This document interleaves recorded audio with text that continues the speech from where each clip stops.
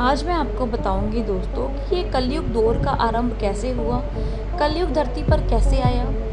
ये कहानी राजा परीक्षित जी से जुड़ी हुई है, जो मैं आपको बता देती हूँ कि राजा परीक्षित जी अभिमन्यु जी के बेटे हैं और अभिमन्यु जी अर्जुन जी के बेटे हैं। राजा परीक्षित एक दिन शिकार पर जा रहे थे। इसी दौरान रास्ते में उन्होंने देखा कि एक व्यक्ति हाथ में डंडा लिए हुए एक बैल और एक गाय को जोरों से पीट रहा है। उस बैल के एक ही पैर है।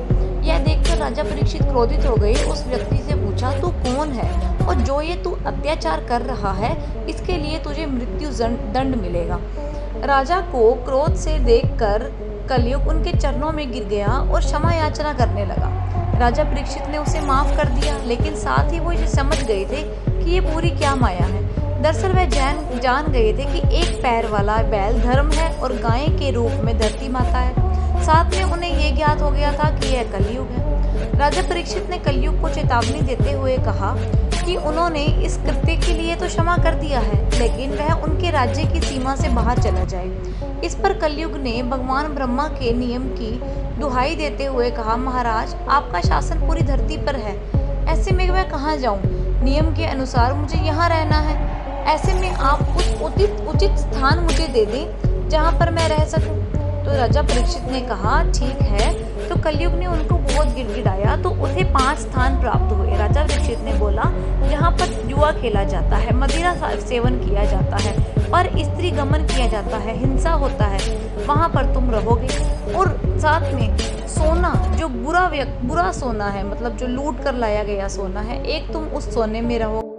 अब राजा परीक्षित के ये कहने की ही देर थी कि कलयुग उनके ही मुकुट में आकर बैठ गया, जो मुकुट उनके दादाजी अर्जुन जी द्वारा लूटा गया था। अब राजा जब शिकार के लिए आगे बढ़े तो उन्होंने रास्ते में प्यास लग गई।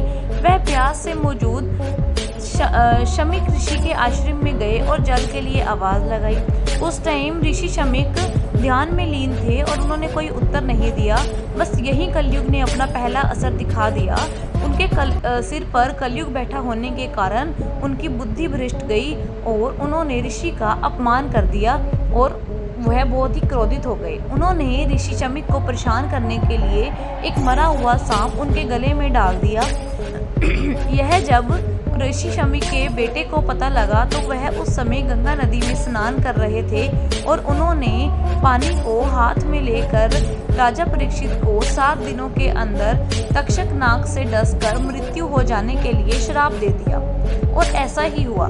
राजा परीक्षित की मौत तक्षक नाग के डसने से हो गई। इसके बाद कलयुग ने अपने पैर पसारने का मौका मिल गया और वह पूरी दुनिया में छा गया।